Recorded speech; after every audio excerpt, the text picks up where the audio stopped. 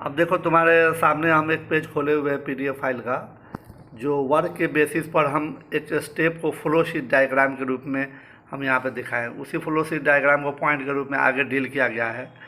सबसे पहले हम ओर लेते हैं। यहाँ पे ओर है, कोई भी ओर ज़मीन से आया उस ओर को लेते हैं। सबसे पहले उस ओर को क्या करते हैं, पाउडर करते हैं, पाउडर फॉर्म में लाते हैं, पाउडर्ड ओर होता है। अब पाउडर ओर से रिमूवल ऑफ गैंग, उसको अशुद्धि को हटाना है, जिसको हम लोग अशुद्धि को हटाने का प्रोसेस को हम लोग कंसंट्रेशन भी कहते हैं। तो कंसंट्रेशन करने का डिफरेंट स्टेप्स है जिसको हमने डील किया है। सब में अलग अलग स्टेप्स होता है। जैसे इसमें है हाइड्रोलिक वाशिंग है, उसके बाद हाइड्रोलिक वाशिंग किसके लिए है, कार्बोनेट ओर के लिए है, लिखा हुआ है ऑक्साइड ओर के लिए। इसी तरह फ्रोथ फ्लोटेशन है सल्फाइड ओर के लिए। इलेक्ट्रोमैग्नेटिक सेपरेशन है, मैग्नेटिक सब्सटेंस के लिए है।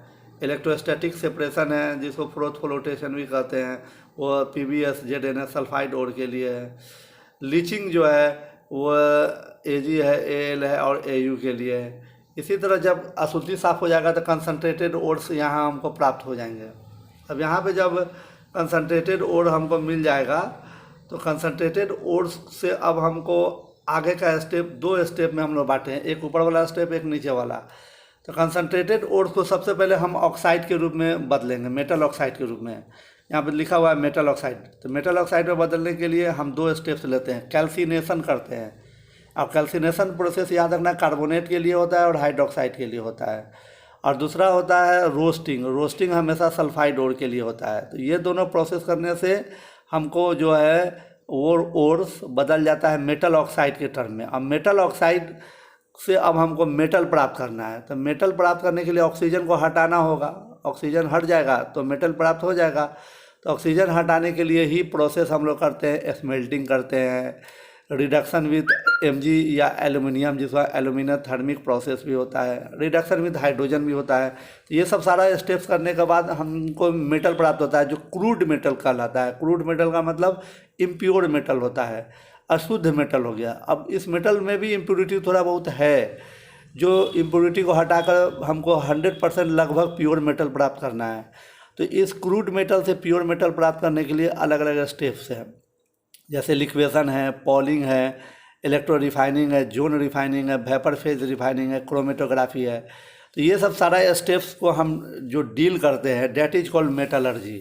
डेट पूरा स्टेप्स को हम लोग मेटलर्जी करते हैं, जिसमें हम लोग ओर से प्योर मेटल प्राप्त करते हैं। तो इसी स्टेप्स को हम लोग कहते हैं मेटलर्जी कहते हैं। तो आई थिंक ये फ्लो शीट डायग्राम तो लोगों को समझ में आ गया होगा। ये छोटा सा वीडियो है, एक नेक्स्ट वीडियो हम बनाएंगे जिसमें अब हम अलग अलग डील करेंगे। अब उसमें पहला स्टेप, अब मेटलर्जी को हम अलग से डील किए हैं। इसमें पहला स्टेप क्या है, crushing and pulverisation of ores. सबसे पहले क्रश करते हैं। पल्वराइज मतलब छोटा छोटा टुकड़ा, कीमा बना देना, टुकड़ा टुकड़ा कर देना, महीन पाउडर में बदल देना। तो पहला स्टेप तो तुमको समझ में आ गया। कंसंट्रेशन ऑफ ओर्स मतलब ओर्स की सफाई। अब ओर्स की सफाई ऊपर हमने बताया था हाइड्रोलिक वाशिंग। हाइड्रोलिक वाशिंग में मतलब क्या होता है, एक सतह पर तिरछा सतह होता है, ऊपर उसमें हम लोग ऊपर से पानी का फ्लो करते हैं ओर्स पर। तो जो हेवी वाला ओर्स होता है वो नीचे रह जाता है और जो इम्प्योरिटी हल्का होता है वह पानी से बहकर निकल जाता है। तो ये जनरली कार्बोनेट ओर के लिए इस्तेमाल होता है या ऑक्साइड ओर के लिए यूज होता है, जिसको हम लोग ग्रेविटी सेपरेशन कहते हैं। मतलब भारी वाला चीज़ नीचे रह जाएगा, हल्का वाला चीज़ ऊपर रह जाएगा। दूसरा है मैग्नेटिक सेपरेशन। मैग्नेटिक सेपरेशन में आपको देख लो कि यहाँ पे ये मैग्नेटिक पुल्ली है, ये चक्का है, मैग्नेटिक चक्का। हम पाउडर ओर को डालते हैं, तो पाउडर ओर को डालते हैं तो जो नॉन मैग्नेटिक इम्प्योरिटी होता है वो नॉन मैग्नेटिक इम्प्योरिटी दूर फेंका जाता है इधर। और जो मैग्नेटिक होता है, जो भी मैग्नेटिक पार्ट या तो ओर के रूप में हो या गैंग के रूप में हो, वो इसके साथ करीब सटता हुआ आएगा और ये अलग हो जाएगा। तो इसमें हम लोग जैसे Fe2O3 आयरन का ही ले लो, तुम हेमाटाइट को ले लो, तो Fe2O3 मैग्नेटिक है तो वो इधर सेपरेट होगा। और जो इम्प्योरिटी है जैसे सिलिका हुआ, ये स्टोन हुआ, वो दूर फेंका जाएगा। तो दोनों का सेपरेशन का प्रोसेस कहलाता है मैग्नेटिक सेपरेशन। एक फ्रोथ फ्लोटेशन है। फ्रोथ फ्लोटेशन में हमने बता दिया सल्फाइड ओर्स हम लोग यूज करते हैं। इसमें एयर का सप्लाई यूज करते हैं और सल्फाइड ओर को पाइन के तेल में हम लोग और पानी में मिलाकर इसमें हम लोग झाग पैदा करते हैं। तो झाग के साथ ऊपर में सल्फाइड ओर चलाता है और सल्फाइड ओर को हम लोग हटाकर अलग कर लेते हैं, इम्प्योरिटी नीचे में सेटल कर जाता है। तो ये फ्लोटेशन प्रोसेस हुआ जो सल्फाइड ओर के लिए हम लोग यूज करते हैं। अब ये इम्पोर्टेंट है, एग्जाम के लिए पूछता भी है। ये केमिकल मेथड है, मतलब कंसंट्रेशन ही करना है लेकिन उसका केमिकल मेथड है। वो पीछे हम लोग फिजिकल मेथड देख रहे थे वो सब सारा। केमिकल मेथड में लीचिंग इम्पोर्टेंट है। अब लीचिंग जो है, लीचिंग में क्या होता है कि किसी भी ओर्स को हम लोग किसी केमिकल पदार्थ के साथ मिलाकर उसको उसमें घुला लेते हैं। तो केमिकल कंपाउंड उस केमिकल में, वो ओर्स उस केमिकल कंपाउंड में घुल जाता है, इम्प्योरिटी नहीं घुलता है। तो इम्प्योरिटी को हम छान के अलग कर लेते हैं, और जो केमिकल कंपाउंड उसमें घुल गया है उसके साथ वो रिएक्शन करके आगे जाएगा, और फिर उसके बाद वापस उसको हम रिएक्शन करा के फिर से प्राप्त कर लेंगे। जैसे अब Al2O3 एल्यूमिना का ही देख लो, बॉक्साइट का ही देख लो। बॉक्साइट से इम्प्योरिटी निकालना है तो इस बॉक्साइट को सबसे पहले NaOH के साथ रिएक्शन कराया गया है। इस NaOH में लीचिंग किया गया है, मतलब घुलाया गया है। NaOH और वाटर में मिलाकर जब रिएक्शन कराया गया तो ये बना लिया NaAlOH4, ये कंपाउंड बना लिया।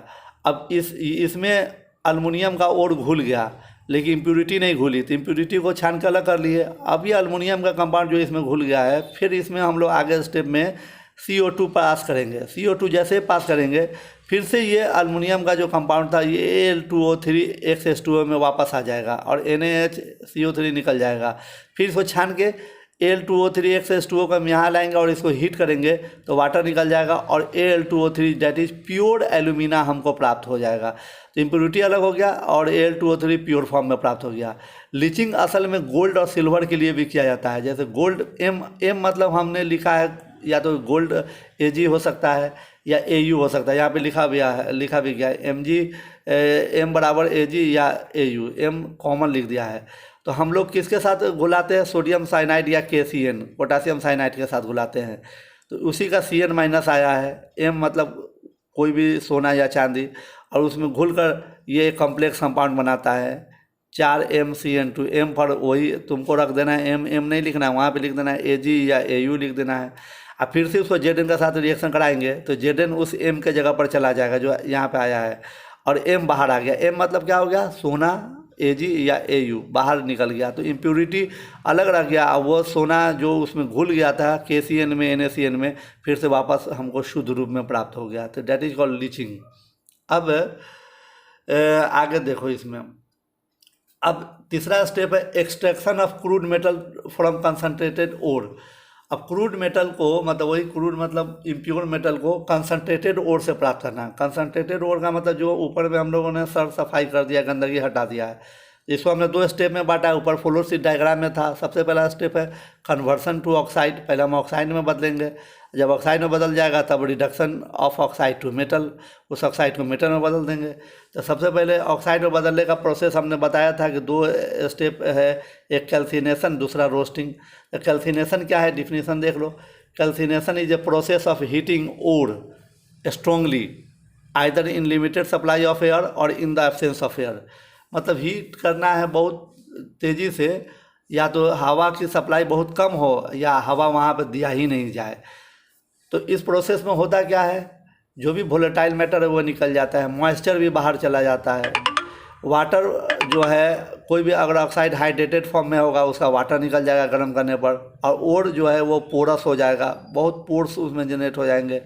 और यदि कार्बोनेट ओर है तो वो टूट के ऑक्साइड के फॉर्म में यहाँ पे चेंज भी हो जाएगा। तो ये कैल्सिनेशन प्रोसेस हुआ। जैसे यहाँ पे देख लो Fe2O3 XH2O, वाटर निकल गया, Fe2O3 प्राप्त हो गया। ZnCO3 जो कार्बोनेट ओर है, हमने बोला था हीट करने का क्रम में CO2 निकल जाएगा, ZnO प्राप्त हो जाएगा। तो इस तरह से कैल्सिनेशन प्रोसेस होता है। अब रोस्टिंग में क्या है, दोनों में फ़र्क इतना ही है। रोस्टिंग में हम लोग हीट करते हैं लेकिन इसमें एक्सेस सप्लाई ऑफ एयर देते हैं, हम हवा की एक्सेस सप्लाई रखते हैं हम लोग। और ये किसके लिए किया जाता है? रोस्टिंग हमेशा याद रखना सल्फाइड ओर के लिए, सल्फाइड ओर के लिए किया जाता है। अब इसमें भी तुम देख लो कि वोलेटाइल मैटर निकल गया, मॉइस्चर निकल जाएगा। अब जैसे सल्फाइड और ZnS हवा दिए तो वो ऑक्साइड के फॉर्म में ZnO में बदल गया, सल्फर डाइऑक्साइड निकल गया। PbS है तो PbO में बदल गया, SO2 निकल गया। इस तरह से सब हम सल्फाइड को ऑक्साइड में बदल देते हैं। अब जब हम लोग रोस्टिंग और कैल्सिनेशन कर लिए तो अब अगला स्टेप है कि ऑक्साइड जो हमने प्राप्त किया था उसको मेटल का फॉर्म में प्राप्त कर ले। तो मेटल का फॉर्म में प्राप्त करने के लिए हम नेक्स्ट वीडियो बनाते हैं। ये बड़ा वीडियो हो गया है।